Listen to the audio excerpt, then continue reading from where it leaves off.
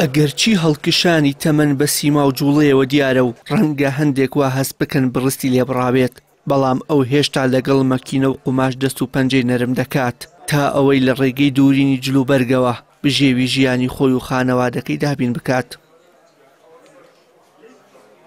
وەستا عومەر محەممەد فەرەجی تەمەن 87 ساڵ لە تەمەنی 7 ساڵیەوە لە شاری سلێمانی سەرقاڵی پیشەی بەرگدووری بووە و دەڵێت لە تەمەنی 7 ساڵیەوە لای وەستا ڕەشید فەرەجی مامی بۆتە شاگرد و بە ڕۆژانی دەفلسکاری کردووە، هەر لەوێشەوە فێری بەرگدووری بووە.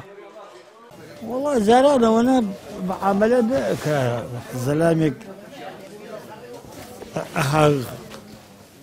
قاتێ جلیە کرد و ئیتر دینێ کرد و هەڵی ڕەزیل بووە یان ژیانەکە قورس بووە؟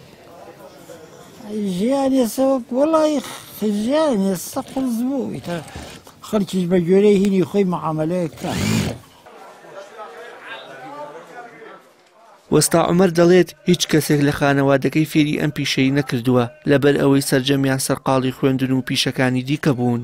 وەستاکەی گەڕەکی دەرگەجێن لەسەر قوماش و جۆرەکانی لەو سەردەمەداوتی قوماشە بەناوبانگەکان کەم بوون. سەرەتا باشترینیان فەتاح پاشا بوو کە قوماشێکی عێراقی بوو، دواتریش ڕۆمانی هاتە بازاڕەکانەوە.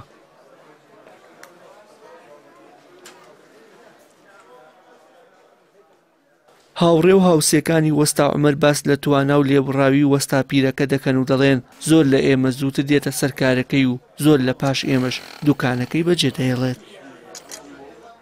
بەیانیان شکر باشە، لە گەشتمان باشترە، ئێوارانیش هەر درەنگە ڕاتەوە، تر لەخوا بەزای بێت لە ساغە و باشە شکر.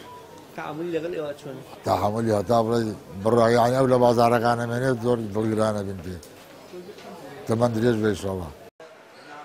ئەو وەستا دەسڕەنگینە کە هێشتا جلوبەرگی کوردی بە شارەزاییەکی کۆنەوە دەدورێت ئاماژە بۆ ئەوە دەکات لە شەستەکانەوە بەسەر بەخۆ ئیشی درومانی کردووە، سەرەتا بەدەست و لە ڕێگەی دەرزی و دەرزووەوە کەوا و سەڵتە و مراخانی دووریوە و کاتێک مەکینەی دورومان هاتووە تووشی سەسوورمان بوون. زیاتر لە 6 ساڵە وەستا عومەر لە بازاڕی نەورۆزی شاری سلێمانی سەرقاڵی پیشەی بەرگدووریە.